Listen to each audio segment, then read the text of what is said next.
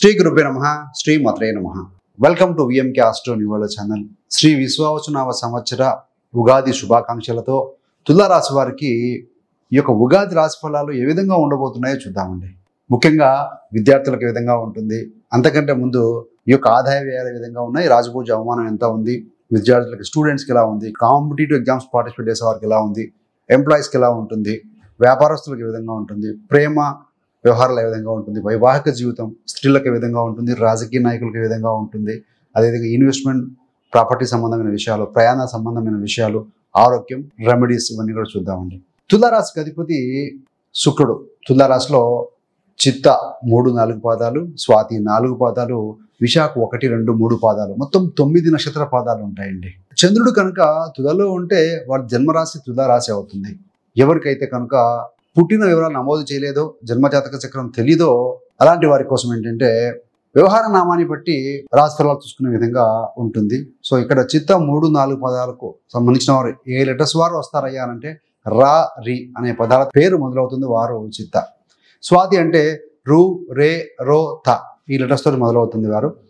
మరి విశాఖ 1-2-3 పదాలు ఉంటాయి. తి తు తే ఈ లెటర్స్ తో కనుక వారి పేరు మొదలవుతే వారు విశాఖ 3 పదాలకు సంబంధించిన వారు కూడా ఈ యొక్క ఫలాలు చూసుకోవచ్చండి. అసలు ఈ ఉగాది రాశి ఫలాలు తెలియజేయాలంటే ముఖ్యంగా 4 గ్రహాల యొక్క పరిస్థితి చూడాలండి.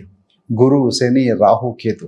ముఖ్యంగా ఏంటంటే ఈ యొక్క గురుగ్రహం అష్టమ స్థానంలో ఉంటారు మే 14, 2025 వరకు. తదనంతరం 15 మే నుండి ఆయన 9వ స్థానం అనేటువంటి మిథునంలోకి వెళ్ళబోతున్నారు. శనిశ్చరుడు యోగకారకుడు కూడా.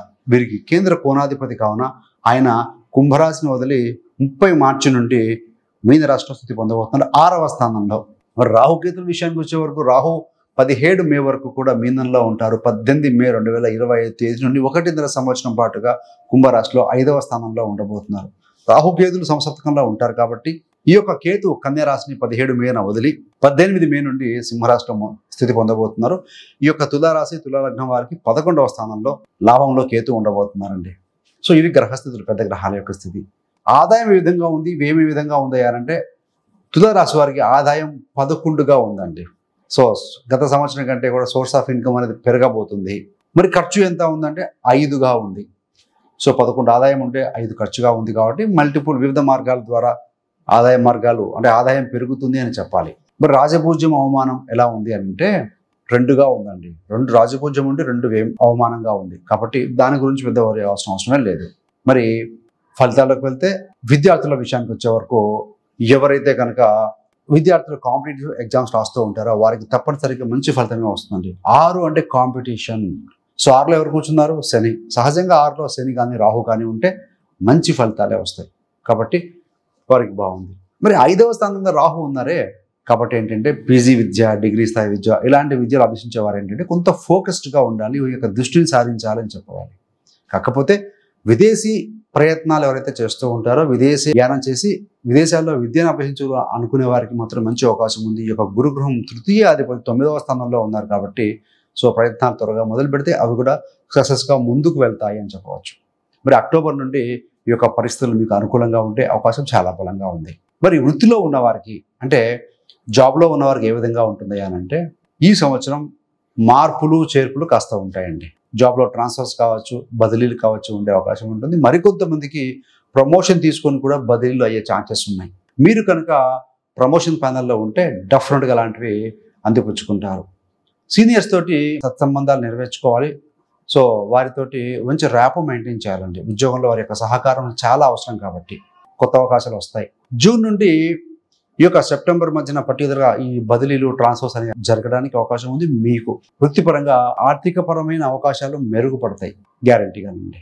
మరి వ్యాపారస్తులకు ఏ విధంగా ఉంటుంది అంటే బిజినెస్ చేసేవారికి ఇక్కడ 7వ స్థానాధిపతి కుజుడు యొక్క పరిస్థితి కాస్త జూన్ వరకు బాగలేదు. కేతు యొక్క దృష్టి కూడా 7వ స్థానం మీద పెడుతూ ఉన్నారు కాబట్టి సో ఈ జూన్ మాసం వరకు మీరు ఏదైనా ఇన్వెస్ట్ చేయాలంటే కాస్త ఆగటం మంచిది. లేకుంటే కొత్త వ్యాపారం మొదలెట్టడం కావచ్చు, కొత్త వ్యాపార భాగస్వామి ఎంచుకునే విషయంలో కూడా కొంత ఓపిక ఉండాల్సిన అవసరం అయితే ఉంది. ఈ లోపుగా మీరు ఏదైనా రీసెర్చ్ లాంటి చేస్తూ ఉంటే డెఫినెట్గా బాగుంటుందండి. సో న్యూ బిజినెస్ పార్ట్నర్, కొత్త వ్యాపార భాగస్వామిని వెతుకోవాలన్నా జూలై తర్వాత నుండి మీకు మంచి ఫలితం ఉంటుందండి. ఈ యొక్క తులారాశి వ్యాపారస్తులు మీ యొక్క ట్రాన్సాక్షన్స్ ఏవైతే ఉంటాయో ఆగస్ట్ నుండి డిసెంబర్ మధ్య, August, September, October, November, December ఈ మధ్యలో మీరు చేసేటువంటి ట్రాన్సాక్షన్స్ కొంత మోసానికి, చీటింగ్ చేయబడే అవకాశం ఉంది. ఆ మధ్యలో చేసే లావాదేవీలు ఏవైతే ఉన్నాయో అవి కొంత చూసుకోవాలి. మరి రియల్ ఎస్టేట్ వ్యాపారం చేస్తూ ఉంటారు భూ సంబంధంగా, అలాంటి వారికి మాత్రం ఈ సంవత్సరం అంత అనుకూలంగా కనపడట్లేదండి. సో మీరు ఆచితూచి వ్యవహరించాల్సిన అవసరం ఉంది. మరి కోర్టు తగాదాలు, కోర్టు కేసుల విషయంలో ఎప్పుడైతే కనుక ఈ యొక్క శనిశ్చరుడు 6వ స్థానానికి వచ్చారో, ధర్మానికి కారకుడు ఎవరు? గురుడు. కర్మకు కారకుడు ఎవరు? శని. ఈ యొక్క లీగల్ కేసుకు సంబంధించినటువంటి ఈ యొక్క శని గురుడింటికి వచ్చారు కాబట్టి ఏప్రిల్ నుండి మీకు కోర్టు కేసులలో వాయిదాలు గతంలో ఎంతకాలం నుంచి స్లోగా ఉంటే అలాంటివి స్పీడప్ అవ్వటం, అల్టిమేట్గా మీకు విజయం సాధించడం అనేది కనపడుతుందండి. మరి ప్రేమ విషయంలో ఏ విధంగా ఉంటుంది అంటే కొంత ఒడిదుడుకులు ఉండే అవకాశం ఉంటుంది. పంచమాధిపతి ఎక్కడికి వెళ్ళాడు? 6కి వెళ్ళాడు. అలాంటి కొట్లాటలు, మాట పట్టింపులు. మరి 5లో ఎవరు ఉన్నారు? రాహు ఉన్నారు. రాహు ఉంటే ఖాళీగా ఉండడండి. సో ఒక ఎంతూజియాజము, ఒక జీల్ క్రియేట్ చేస్తూ ఉంటాడు. అంటే సింగిల్గా ఉన్నవారు కొంతమందికి ఏంటంటే నూతన పరిచయాలు ఏర్పడటం, లవ్ క్రష్ అనేది కొనసాగుతుందండి. ఈ యొక్క ప్రేమలో కాస్త అక్టోబర్ తర్వాత బాగుంటుంది. సో అక్టోబర్ తర్వాత ప్రేమ జీవితం కాస్త మెరుగుపడుతుంది అని చెప్పాలి. మరి ఈ యొక్క వైవాహిక జీవితం ఏ విధంగా ఉంటుంది అంటే కొంత ఒత్తిడితో కూడుకుని ఉంటుందండి. 7వ స్థానం వివాహ స్థానం. కేతు యొక్క ఈ సంవత్సరం దృష్టి పడుతూ ఉంటుంది. 9వ దృష్టి చూస్తూ ఉంటాడు. 9th ఆస్పెక్ట్తో కేతు చూస్తూ ఉంటాడు. కేతు అంటే కాస్త లిటిగేషన్స్ అంటే ఏదో తెలియని అసహనము, వైరాగ్యంతో గొడవలు పడుతూ ఉంటారు. సో కాబట్టి అలా పరిస్థితి కాస్త ఉంది కాబట్టి సంభాషణలు చేసేటప్పుడు మీరు కొంత కమ్యూనికేషన్ చేసేటప్పుడు కొద్దిగా చూసి మాట్లాడగలిగితే చాలు, డెఫినెట్గా సెట్ అయిట్ అవుతాయని చెప్పాలి. ఏది ఏమైనా దంపతుల మధ్య అన్యోన్యత కోసము శివపార్వతుల ఆరాధన, అంటే శివపార్వతుల కళ్యాణం కావచ్చు, సో పూజ చేయడం కావచ్చు, ఇలాంటివి చేస్తూ ఉంటే కాస్త బాగుంటుంది. లవ్ అండ్ అఫెక్షన్ బాగా ఇంప్రూవ్ అవుతుందని చెప్పాలి. నవంబర్ మాసం నుండి దాంపత్య జీవితంలో పాజిటివిటీ అనేది కనబడుతుంది. మరి తదనంతరం స్త్రీలకు ఏ విధంగా ఉంటుంది? ఈ యొక్క తులారాశి స్త్రీలకి, తులారాశికి అధిపతే శుక్రుడు స్త్రీ గ్రహం. మరి జాబ్ చేసేవారికి మంచి అవకాశాలు ఉంటాయి, ఎలాంటి ఇబ్బంది లేదు. వృత్తిలో బాగా రాణించగలుగుతారు. సీనియర్స్ యొక్క సహకారం కూడా లభిస్తుందని చెప్పాలి. ముఖ్యంగా వీరికి ఉద్యోగం చేస్తూ ఉన్నా, లేకపోతే హోమ్ మేకర్గా, హౌస్ వైఫ్స్గా ఉన్నవారికి కూడా కాస్త కుటుంబ బాధ్యతలు పెరుగుతాయండి, రెస్పాన్సిబిలిటీ పెరుగుతుంది. మరి ఆరోగ్యపరంగా చూసుకుంటే కొంత కడుపుకు సంబంధంగా, మరి కొంతమందికి థైరాయిడ్ అండ్ బీపీ ఉన్నవారు కొంత జాగ్రత్తగా తీసుకోండి. ఈవెన్ గురుడు మీద రాహు దృష్టి కూడా ఉంటుంది కాబట్టి డయాబెటీస్ ఉన్న పెద్దవారు ఎవరైతే ఉంటే వారు కొంత జాగ్రత్త తీసుకోవాలి. సో శని యొక్క దృష్టి వృషభ రాశి మీద పడుతూ ఉంటుంది. తృతీయ దృష్టి శని మీనని చూస్తూ ఉంటాడు. సో వృషభం అన్నప్పుడు 2వ స్థానం, ఈ గ్లాండ్స్ ఏవైతే ఉంటాయో థైరాయిడ్ గ్లాండ్స్ కాబట్టి, so you have to take care of your health. మరి రాజకీయ నాయకులకు ఏ విధంగా ఉంటుంది అంటే, రాజకీయ నాయకులకి అంటే పొలిటికల్ ప్రజాక్షేత్రంలో ఉన్నవారికి ముఖ్యంగా ఏంటంటే మీరు ఎక్కువగా మానవతా దృక్పథం ప్రదర్శించాల్సిన అవసరం ఎంతనే కనపడుతుంది. ప్రజాక్షేత్రంలో ఉన్నవారు వారి యొక్క విలువైన సమయాన్ని ప్రజల కోసం, వారి యొక్క సమస్యల పరిష్కారానికి కృషి చేస్తేనే మీకు గుర్తింపు వచ్చే అవకాశం ఉంటుందండి. So you have to put more efforts. శత్రువుల మీద మాత్రం ఆధిపత్యం వహిస్తారు. శని అంటేనే మాస్ పీపుల్, 6లో ఉన్నాడు కాబట్టి శత్రువుల మీద విజయం ఇదే ఉంటుంది. కాబట్టి ఏంటంటే ఏదేమైనా అక్టోబర్ తర్వాత ఈ రాజకీయ నాయకులకి కొంత పరిస్థితులు మెలుకుగా ఉంటాయి. మీ నియోజకవర్గం కావచ్చు, మీ వార్డులో కావచ్చు, మీ లోకల్ పరిధిలో ఎక్కడైనా సరే, ఏ పొజిషన్లో ఉన్న వారికైనా సరే అక్టోబర్ నుండి పరిస్థితులు మెరుగుపడతాయి అని చెప్పవచ్చు అండి. మరి వ్యవసాయానికి సంబంధించి రైతులకు ఏ విధంగా ఉంటుందని అంటే, సో మీరు కొత్త కొత్త పంటలు వేసే అవకాశాలు ఏమైనా ఉన్నాయేమో ఏదో చూడండి.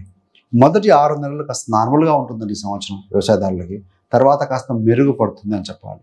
మరి కళాకారులకు కూడా బాగుంటుంది ఈ సంవత్సరం. సో కళలో రాణించగలుగుతారు. అది సినిమా రంగం కావచ్చు, కళారంగం, టీవీ ఆర్టిస్టులు, డబ్బింగ్ ఆర్టిస్టులు అయితేనేమి ఎవరైనా సరే. ఇక గురుడు దృష్టి కూడా ఉంది, కమ్యూనికేషన్ బాగా ఎఫెక్టివ్గా చేయగలుగుతారు. సో బుధుడు అంటేనే పాదరసం లాంటిది, అలాంటి ఆయన 6వ స్థానం, 3వ స్థానం, తృతీయం అంటే సో డిజైర్, 9వ బుధుడింట ఉన్నాడు కాబట్టి యాక్టివ్గా పార్టిసిపేషన్ అనేది ఉంటుంది. సో కొత్త కొత్త ఏదైనా ప్రోగ్రామ్స్ అటెండ్ చేయడం ఇలాంటివి ఉంటాయి. సో క్రీడాకారులకు కూడా బాగుంటుంది, స్పోర్ట్స్లో ఉన్న వారికి కూడా బాగుంటుందని చెప్పాలండి.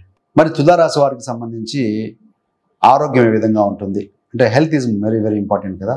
ఆరోగ్యమే మహాభాగ్యం అన్నారు. ముఖ్యంగా జలుబు, శ్వాస సంబంధం కొంచెం ఇబ్బంది పెడతాయండి. అదేవిధంగా నిద్రలేమి సమస్యలు కూడా కొంత ఉండే అవకాశం ఉంది. సో మనిషికి నిద్ర 6 to 8 hours ఉండాలండి. సో మెంటల్గా, మానసికంగా, శారీరకంగా దృఢంగా ఉన్నప్పుడు ఏవైనా చేయగలుగుతారు. అదేవిధంగా కొంత నరాల బలహీనత కూడా కనపడుతూ ఉంది. సో కాబట్టి అలాంటి ఇబ్బందులు ఆల్రెడీ ఉన్నవారు ఎవరైతే ఉంటే మంచి వైద్యుని సంప్రదించగలిగితే సరిపోతుంది. మరి ఏ మాసాల్లో మీకు అనుకూలంగా ఉంటుంది, ఏ నెలలలో బాగుంటుంది అంటే ముఖ్యంగా ఏప్రిల్, జూన్, నవంబర్ మాసాల్లో కాస్త మెరుగ్గా ఉంటుంది. రెండవ నెల ఫిబ్రవరి మాసంలో కావచ్చు, సెప్టెంబర్ మాసంలో కొంత అనానుకూలత ఉంది ముఖ్యమైన పనులు చేసే విషయంలో. సో మొత్తంగా చూస్తే ఏంటంటే ఇక్కడ ధనానికి సంబంధించి ఏ విధంగా ఉందయ్యారంటే ఈ తులారాశి వారికి సంబంధించి ధనాధిపతి కుజుడు జూన్ వరకు అంత మనకు పాజిటివ్గా లేదు కాబట్టి జూలై నుండి ఆర్థిక పరిస్థితులు మెరుగుపడతాయి. సహజంగా వ్యాపారం అంటే 3, 7, 11 స్థానాలు కాబట్టి 3వ స్థానాధిపతి గురు దృష్టి ఉంది. కేతు కూడా 11లో పర్వాలేదు, బాగానే రాణిస్తారు. కాబట్టి ఏంటంటే జూలై నుంచి వ్యాపారాల ద్వారా డబ్బులు సంపాదించడం, వృత్తిలో ఉన్న వారికి కూడా కాస్త అనుకూలత ఉంది కాబట్టి సో డబ్బులు అనేది మార్గం అనేది మీకు సుగమం అవుతుందండి. ప్రాపర్టీ సంబంధంగా చూస్తే చతుర్థాధిపతి శని 6లో ఉన్నాడు. కొంతమంది ఓల్డ్ ప్రాపర్టీస్ తీసుకోవటం, కొంతమంది కట్టి అమ్ముతూ ఉంటారు. వాడిన ఇల్లు కావచ్చు, లేకుంటే కనుక యూజ్డ్ వెహికల్స్ కావచ్చు, ఇలాంటివి ఉంటాయి. సెకండ్ హ్యాండ్ వెహికల్స్ కావచ్చు, సెకండ్ హ్యాండెడ్ ఇల్లు ఏదైనా ఉంటే వాడిన ఇల్లు ఇలాంటి వాడు తక్కువ రేటుకి వచ్చి తీసుకోవచ్చు. మరి కొంతమంది లోన్స్ పెట్టి కూడా ఇంట్లో రెనోవేషన్ లాంటి కార్యక్రమాలు కూడా చేసే అవకాశం బలంగా కనబడుతుందండి. మరి రెమెడీ ఏంటయ్యానంటే 6వ స్థానాధిపతి 9లో ఉన్నాడు. పెద్దవారితో వ్యవహారం చేసేటప్పుడు కొంత జాగ్రత్తగా ఆచితూచి వ్యవహరించండి. అదేవిధంగా సంతాన సంబంధమైన విషయంలో కూడా మీ యొక్క ఫోకస్ అనేది అవసరం. మే 18 నుంచి రాహు వస్తున్నాడు. పిల్లలు ఇవాళ రేపు టెక్నాలజీ బాగా వాడుతూ ఉంటారండి. సో వారు ఎటు వెళ్తున్నారు ఏమిటి అనేది కూడా మనం ఫోకస్ చేయాల్సిన అవసరం అయితే కనపడుతుంది. మరి ఇన్వెస్ట్మెంట్ విషయం అంటారా, సో 5లో రాహు ఉన్నాడు. ఈ యొక్క శనిశ్చుడు 6లో ఉండి గురుగ్రహం 9లో ఉన్నారు. కాబట్టి 9లో ఉన్నటువంటి గురుగ్రహం దృష్టి 5వ స్థానం మీద పడుతూ ఉంటుంది. కాబట్టి అతి జాగ్రత్తతో కనుక మీరు ఇన్వెస్ట్ చేస్తేనే ధన సంపాదన ఈ షార్ట్ టర్మ్ ట్రేడింగ్ లాంటి వాటిలో వచ్చే అవకాశం ఉంది. అదర్వైజ్ కొంత ఒడిదుడుకులు ఎదుర్కొనే అవకాశం ఉంది. ఏదేమైనా గురుడు ఎక్స్పాండ్ చేసే గ్రహం 9లో ఉన్నారు కాబట్టి లాంగ్ స్టాండింగ్ కనుక ఇన్వెస్ట్ చేసుకోగలిగితేనే మీకు ఫలితం అనేది పాజిటివ్గా ఉంటుందండి. మరి రెమెడీ చూస్తే గురుడి మీద రాహు దృష్టి ఉంది కాబట్టి శివారాధన మంచి ఫలితం ఇస్తుంది. అదేవిధంగా ఈ యొక్క కేతువు ఈ యొక్క 11వ స్థానం లాభస్థానము, నెట్వర్క్ ఇలాంటి స్థానంలో ఉన్నారు కాబట్టి సో డిజైర్ ఫుల్ఫిల్మెంట్ ప్లేస్లో ఉన్నారు, సింహరాశిలో ఉన్నారు కాబట్టి గవర్నమెంట్ సంబంధమైన ఆఫీసర్స్తో కావచ్చు, గవర్నమెంట్ పొలిటికల్ వాళ్ళతో కావచ్చు, పెద్దవారితో కావచ్చు, మరి ఉన్నత స్థాయిలో ఉన్న వారితో సత్సంబంధాన్ని నెరవేర్చాలన్నా, మీ యొక్క సంతానం బాగా రాణించాలన్నా ముఖ్యంగా గణపతి ఆరాధన, గణపతికి మోదకాలు సమర్పించడం ఇలాంటివి చేస్తూ, అదేవిధంగా ఆదిత్య హృదయం పఠనం చేస్తే కూడా మంచి శుభ ఫలితాలు అందుకుంటారండి. ఏదేమైనా తెలుగు వారికి మనకు ఉగాదితోనే కొత్త సంవత్సరం ఆరంభం అవుతుంది కాబట్టి మీ యొక్క డ్రీమ్కి డిజైర్స్కి మీ యొక్క శక్తి యుక్తులను ప్లాన్ ఆఫ్ యాక్షన్ కనుక ఇంప్లిమెంట్ చేసుకోగలిగితే డెఫినెట్గా రాణించగలుగుతారండి. సో ఎప్పుడు కూడా జీవితం అంటే ఓన్లీ ఒక ఉద్యోగం, ఒక సంపాదన, ఒక ట్రిప్స్, లేకపోతే ఇలాంటి కొన్ని ఆస్పెక్ట్లోనే ఉంటే అన్ని బ్యాలెన్స్ చేసుకోలేకపోతే కూడా ఏదో వెలితి ఉంటుంది. అందుకనే లైఫ్లో కనుక మనం ఈ యొక్క 5 పారామీటర్స్లో కనుక దృష్టి పెట్టగలిగితే life will be very beautiful. ఏంటయ్యారంటే HRMSC, H for health, R for relationship, M for money, S for spirituality, C for career. So first time వచ్చిందంటే హెల్త్ వచ్చింది. హెల్త్ ఈజ్ వెల్త్ కాబట్టి హెల్తీ హ్యాబిట్స్ కావచ్చు, రా ఫుడ్ తీసుకోవడం కావచ్చు, daily ఒక అరగంట ఏదైనా మీకు యోగా కానీ మెడిటేషన్ ఇలాంటిది ఫిజికల్ ఫిట్నెస్ మీద దృష్టి పెట్టడం కావచ్చు. రిలేషన్షిప్ అనుకుంటున్నాము, సో కేతు యొక్క దృష్టి 7వ స్థానం మీద ఉంది కాబట్టి ఎదుటి వారితో కావచ్చు, వ్యాపార భాగస్వామితో కావచ్చు, జీవిత భాగస్వామితో కావచ్చు, సో మెలిగే విషయంలో ఏదైనా చిన్న చిన్న ఇబ్బందులు ఉంటే వాటి మీద పాజిటివ్గా ఫోకస్ చేయటం. ఏం ఫర్ మనీ, సో 11 ఆదాయం ఉంది అంటున్నారు, 5 ఖర్చు ఉంది అంటున్నారు. సో వచ్చిన డబ్బులను ఏ విధంగా కాంపౌండింగ్ చేసుకోవాలి, ఎలా సేవ్ చేసుకోవాలి, ఎక్కడ ఇన్వెస్ట్ చేయాలి చూసుకోవటం, గోల్ పెట్టుకోవటం. ఎస్ ఫర్ స్పిరిచువాలిటీ, గురు యొక్క దృష్టి మీ యొక్క రాశి మీద ఉంది, ఉన్నా కూడా రాహు దృష్టి వస్తున్నారు కాబట్టి ప్రతిదీ ప్రాక్టికల్గా ఆలోచిస్తూ ఉంటారు. సో కాబట్టి అంటే doing 1 task at a time, multiple task చేయకుండా ఉంటాం, ఫోకస్డ్గా ఉంటాం, గాసిప్స్ వదిలిపెట్టడం, ఇలాంటి చిన్న చిన్న కేర్ తీసుకుంటూ ఉంటే కనుక బాగుంటుంది. సి ఫర్ కెరీర్, కాస్త చేంజ్ ఉంది, మార్పు ఉంది అనుకుంటున్నాం, దానికి తదనుగుణంగా మార్పులు చేర్పులు చేసుకుంటే అప్గ్రేడ్గా ఉండగలిగితే బాగుంటుందండి. సి ఫర్ ఎగ్జాంపుల్ నోకియా ఉంది, కీప్యాడ్ ఎక్సలెంట్ ఫోన్ అది. ఇప్పుడైతే ఆండ్రాయిడ్ ఫోన్ చాలా కాంపిటీషన్లో వచ్చాయి, కానీ వాటికి అనుగుణంగా నోకియా బ్రాండ్ బాగున్న కీప్యాడ్ సో ఎప్పటికప్పుడు మార్పులు చేసుకోలేకపోయారు. సో దానివల్ల ఏమవుతుంది, మార్కెట్లో ఆటోమేటిక్గానే కాస్త వెనకపడడం, ఇలాంటి ఎన్నో ఎగ్జామ్స్ ఉన్నాయి. కాబట్టి ఏంటంటే మనం కూడా వృత్తిలో వ్యాపారంలో ఉన్నామంటే అడ్వర్టైజ్మెంట్, కన్జ్యూమర్ ఫీడ్బ్యాక్ తీసుకోవడం, వివిధ మార్గాలు అనుసరించాలి. సో జాబ్లో ఉన్నామంటే ఎప్పటికప్పుడు అప్డేట్గా ఉండగలిగితేనే సో ఈ యొక్క కార్పొరేట్ రంగంలో రాణించగలుగుతారు. So anyhow thanks for watching. ఇలాంటి మరిన్ని మంచి మంచి వీడియోల కోసం VMK astro numerology channel subscribe చేసుకోగలరు. పక్కన ఉన్న బెల్ సింబల్ మీద క్లిక్ చేస్తే మేము చేసే ప్రతి వీడియో కూడా నోటిఫికేషన్ ద్వారా మీ దాకా అందుతుంది. సర్వేజన సుఖినో భవంతు. స్వస్తి.